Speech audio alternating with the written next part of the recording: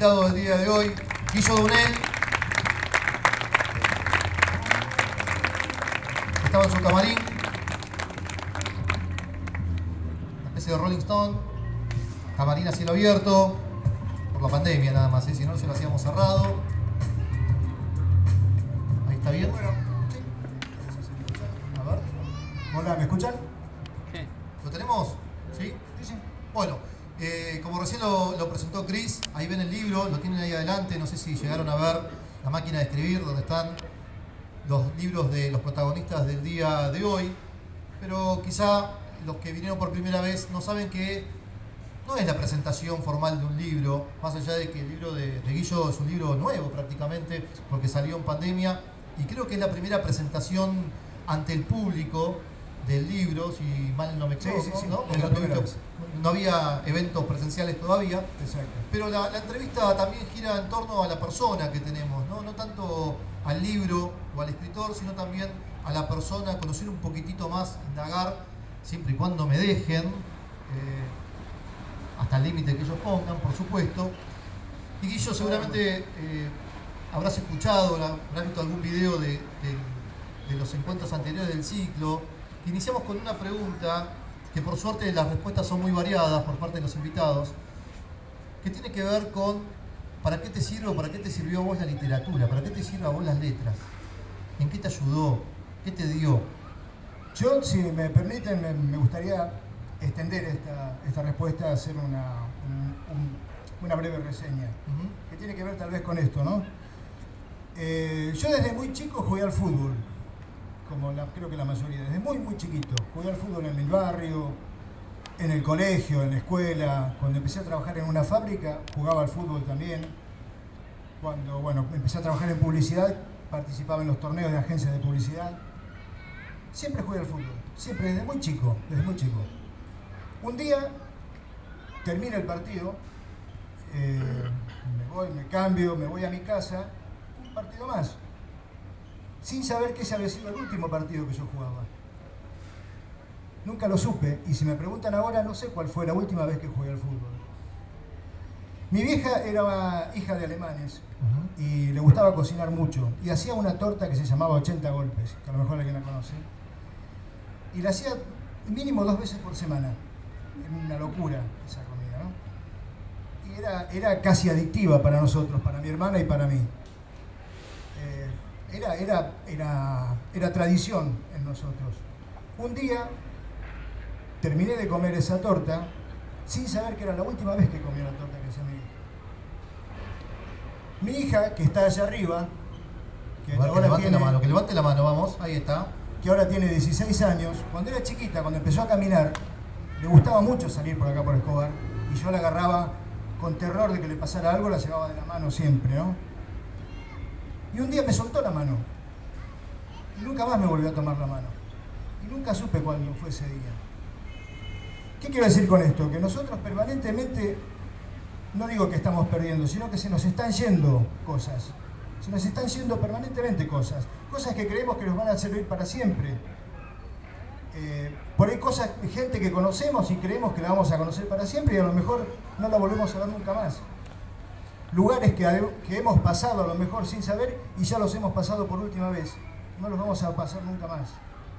Y a lo mejor la literatura sirve para eso, para rescatar esos momentos que sabemos que los vamos a perder. Porque todo lo vamos a perder, porque venimos precisamente, desde que nacemos venimos, así como venimos ganando cosas, de la misma manera las vamos perdiendo. Entonces, yo en mi caso, esta pregunta que vos me hacías, tal vez lo que hago inconscientemente es tratar de rescatar momentos que sé que se perdieron y que sé que nunca más lo vamos a tener. No como una cuestión nostálgica, sino como una cuestión de precisamente aferrarnos a eso que sabemos que inevitablemente vamos a perder. Tal vez es eso, no lo sé. Yo a Guillo lo presentamos como, bueno, Cristian también lo presentó como escritor, de hecho esto es un evento literario, sin embargo recién nombró el cine porque es cineasta y es músico también.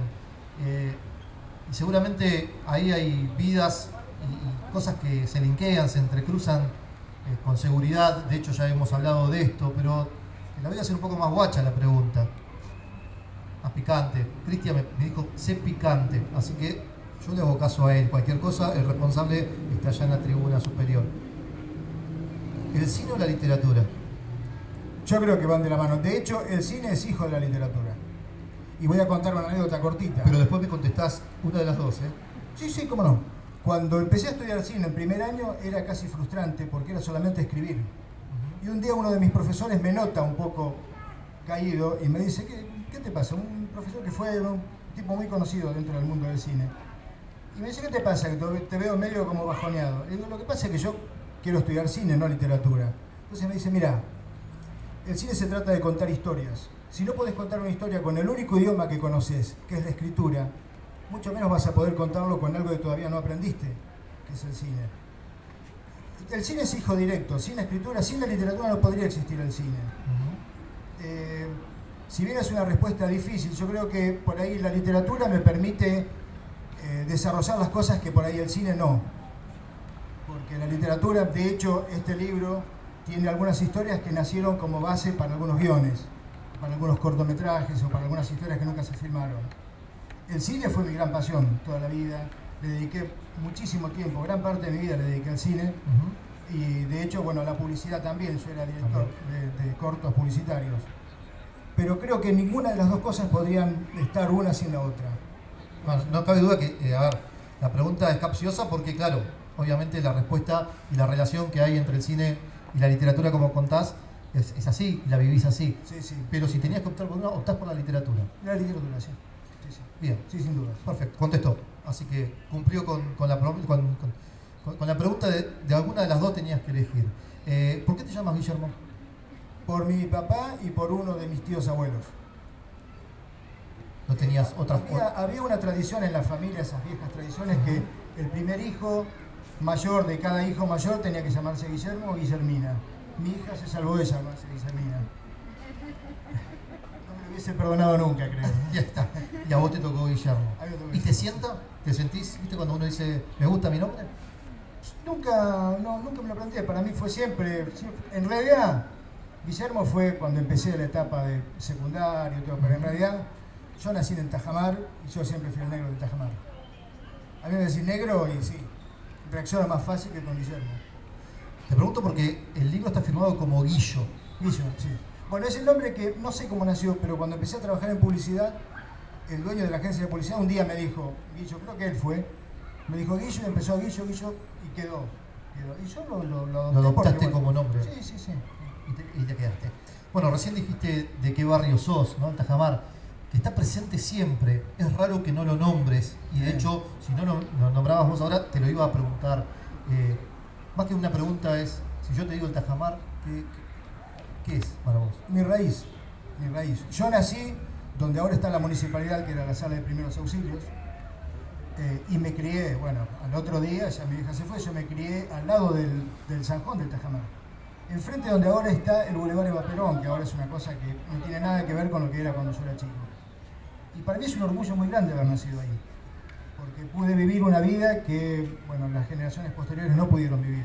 Ni mejor ni peor que estas, una vida única en relación directa con la naturaleza, donde los animales eran parte de la familia, perro, gato, lo que fuera.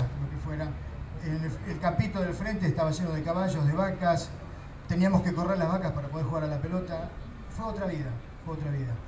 Y para mí es un orgullo, yo llevo el Tajamar permanentemente, lo menciono permanentemente porque es mi lugar en el mundo, A pesar de que ya no vivo acá, a pesar de que he viajado muchísimo, la publicidad y mi trabajo en publicidad, afortunadamente viajé muchísimo, pude conocer gran parte de América, Europa, pero mi lugar en el mundo es el Tajamar. Y recién dije que era músico también, porque la música es no sé si tu otra pasión, si llamarlo así. Sí, pero eso es hereditario además.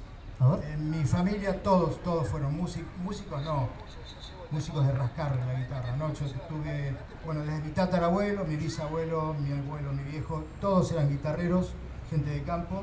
Tuve un tío abuelo que fue guitarrista de Ignacio Corsini.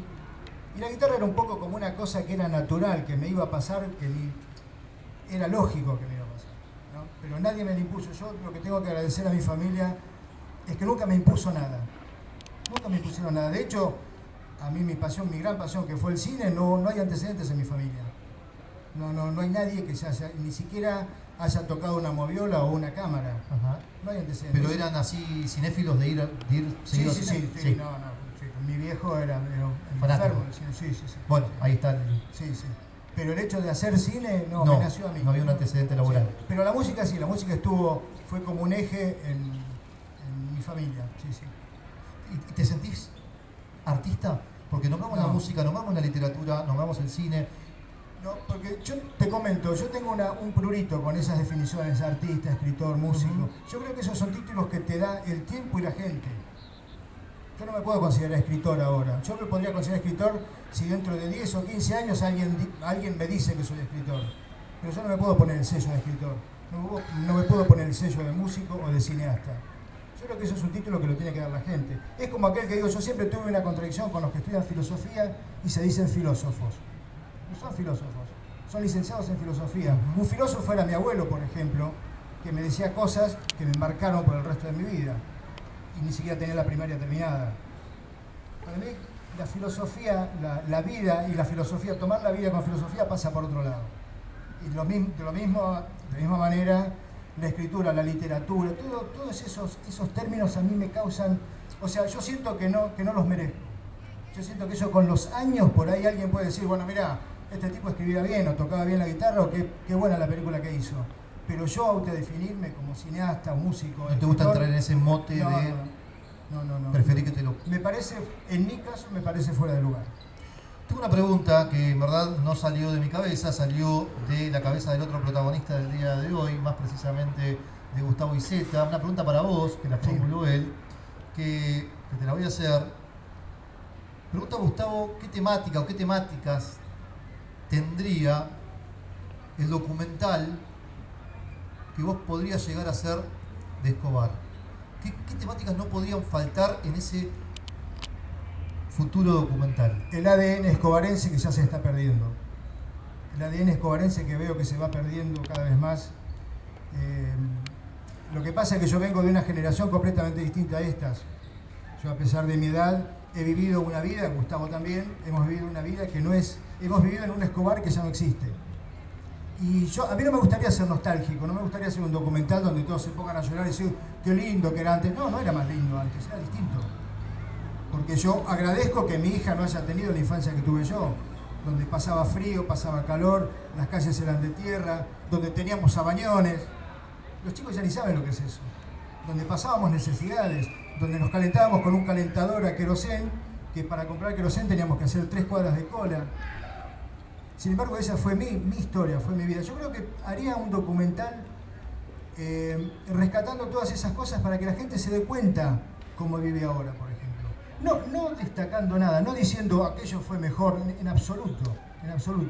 Pero para que se den cuenta por ahí cómo hoy en día podemos vivir de una manera completamente distinta a como vivieron nuestros abuelos, nuestros viejos, que vinieron cuando el asfalto acá terminaba acá, en esta esquina, donde hacían esfuerzos enormes. Y voy a contar una cosa, a mí me llena mucho de orgullo estar hoy acá, porque en este galpón que está acá, mi viejo el 4 de agosto del 76 fundó la cooperativa ferroviaria, junto con 5 locos más. Hacía un mes y medio que había estallado el golpe militar. Acá, exactamente, en esa puerta. Era la cooperativa ferroviaria Bartolomé Mitre, que duró 3 años más o menos, 3-4 años, hasta que no la pudieron sostener más. Esa cooperativa se armó con dinero de sus bolsillos. Mi viejo era ferroviario, como todos los ferroviarios que participaron en esa fundación. Y esos, yo nombro lo que me tocó vivir a mí de cerca, pero Gustavo puede contar infinidad de historias de esas, de muchísima gente de Escobar de aquella época puede contar cómo se hacía el Escobar de aquella época. Eso es lo que yo valoro.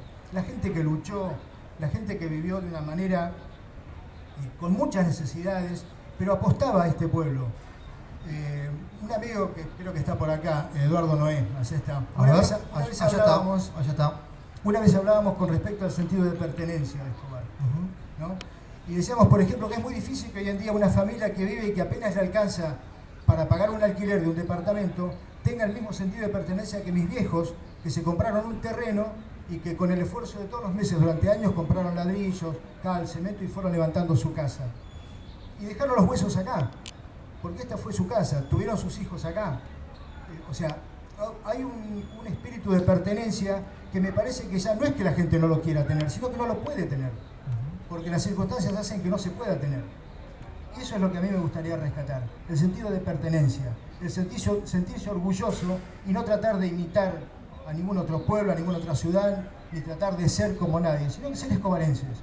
Me gustaría eso, rescatar el espíritu escobarense y el sentido de pertenencia escobarense. ¿Contestado, Gustavo? Bien, perfecto, era la pregunta de él, así que si él dice que sí, yo le agrego una segunda pregunta a esa. ¿Está en cartera ese documental? Sí, sí. Lo hemos hablado con Gustavo y lo hemos hablado con Eduardo precisamente.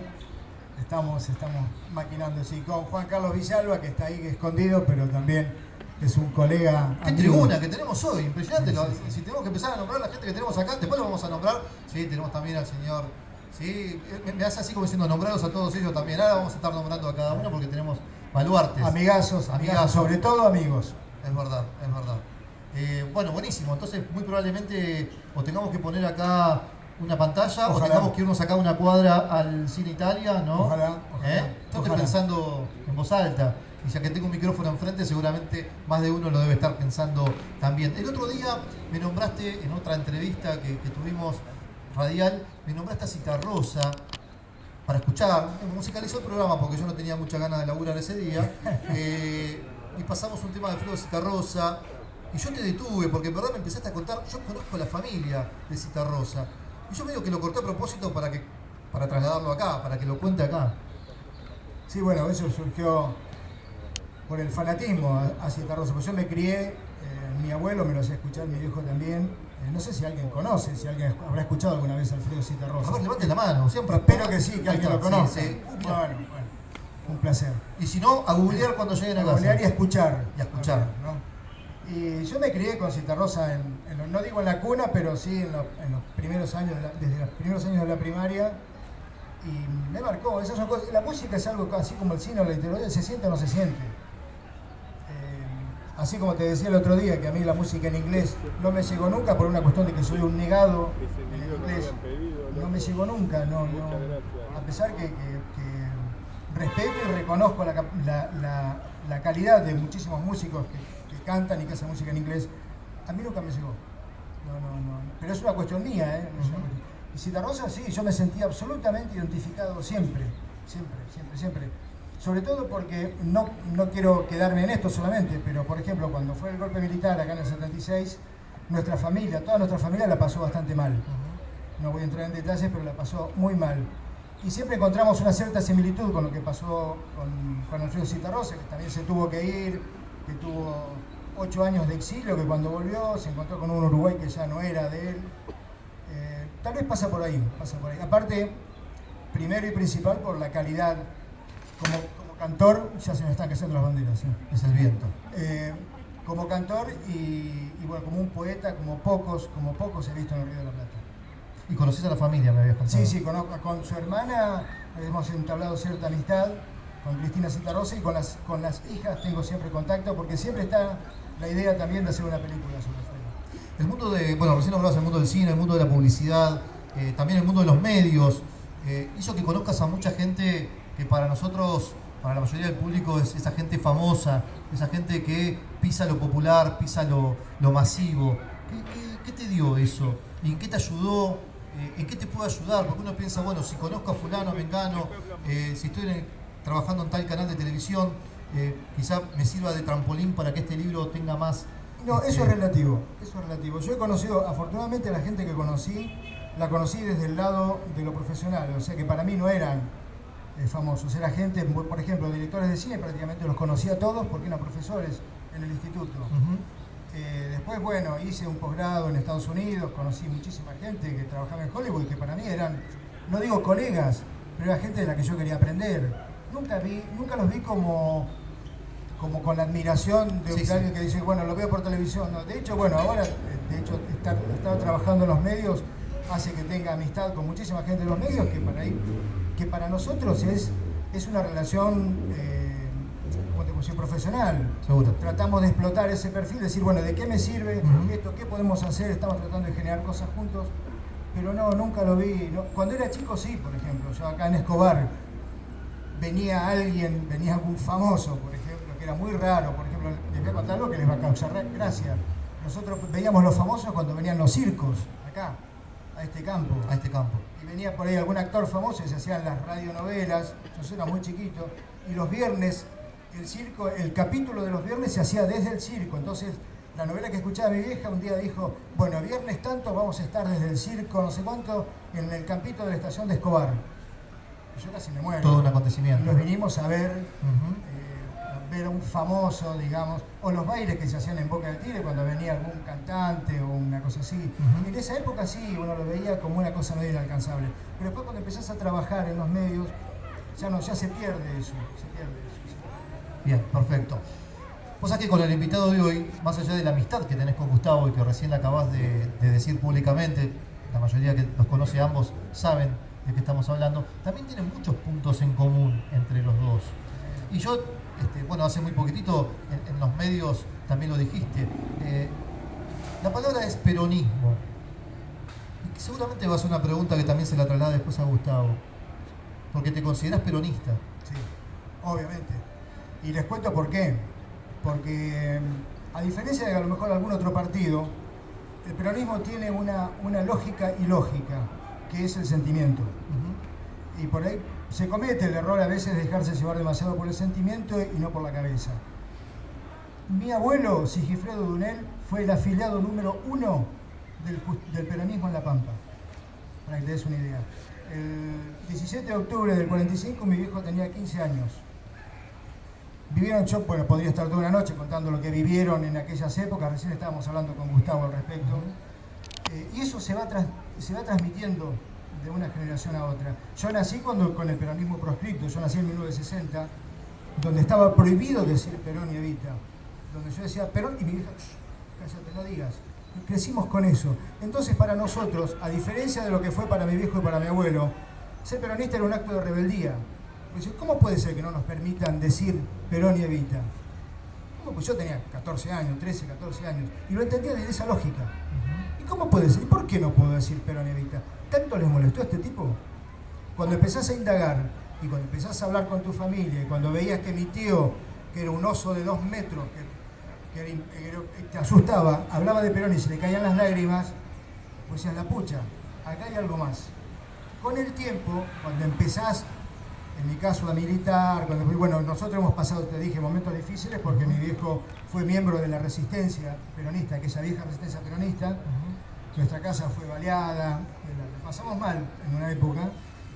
Nunca hicimos bandera con eso, nos pareció que era parte de esa lucha que se encaraba, ¿no?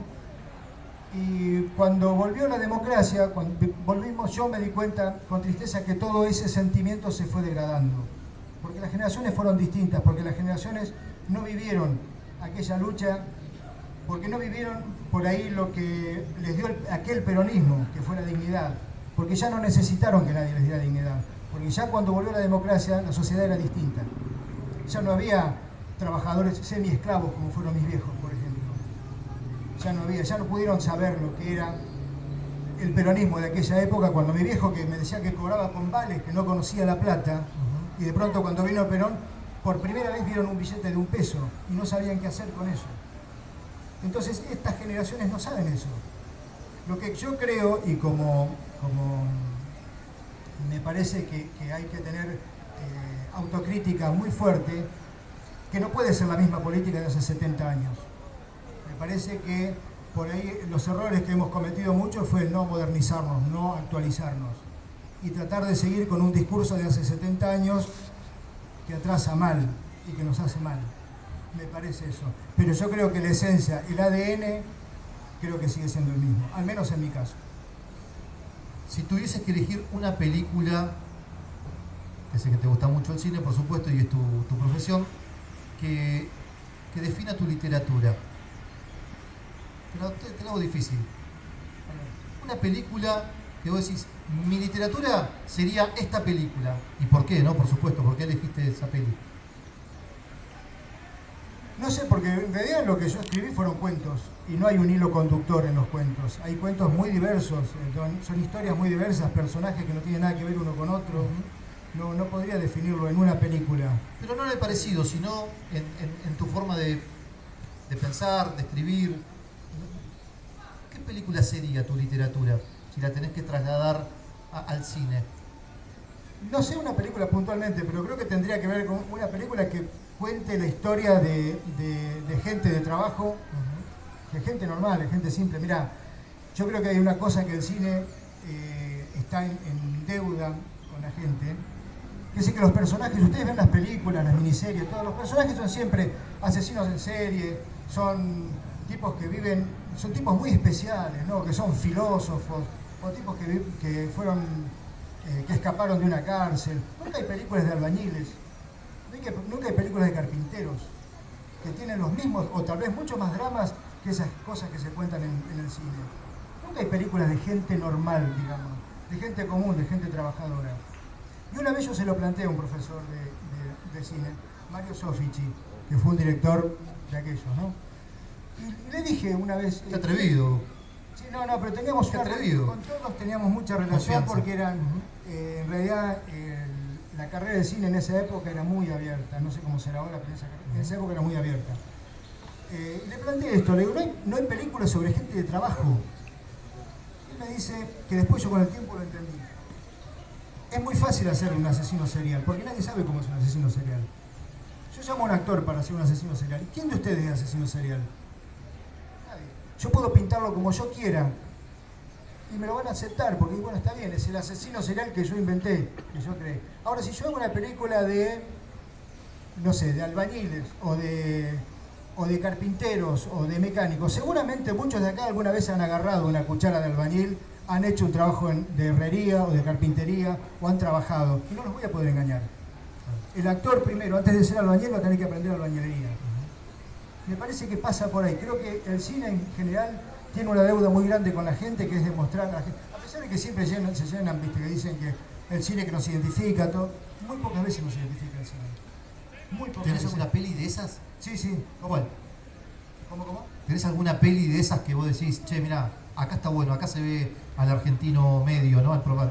Sí, yo una vez, bueno, yo escribí un cuento que habla sobre un tipo que trabaja en una inmobiliaria, por ejemplo, que es el primer cuento precisamente, el que da nombre al libro, de casualidad, que son dos tipos de laburo, uno trabaja en una inmobiliaria, otro trabaja en un corralón de materiales, que está, si bien no está ambientada en Escobar, es un pueblo como si fuese Escobar. Y le pasan las cosas que le pasa a cualquier persona. La historia termina de una manera bastante particular. Pero son dos tipos normales, tipos simples, comunes. Ya te digo, uno es un empleado de una inmobiliaria y otro es un empleado de un corralón. Eso creo que, eso podría, no sé si en este momento me lo preguntás y creo, si tuviese que elegir, creo que filmaría eso. Bien. Primero, contarlo desde su lugar. Un tipo normal, común, que a la noche vive solo y se calienta el guiso que le quedó del mediodía en la olla. Un tipo simple, un tipo común como cualquiera de nosotros. Guillo Dunel, fuerte el aplauso para él. Se queda, por supuesto, porque en un ratito nomás va a estar leyendo, va a estar comenzando el micrófono abierto.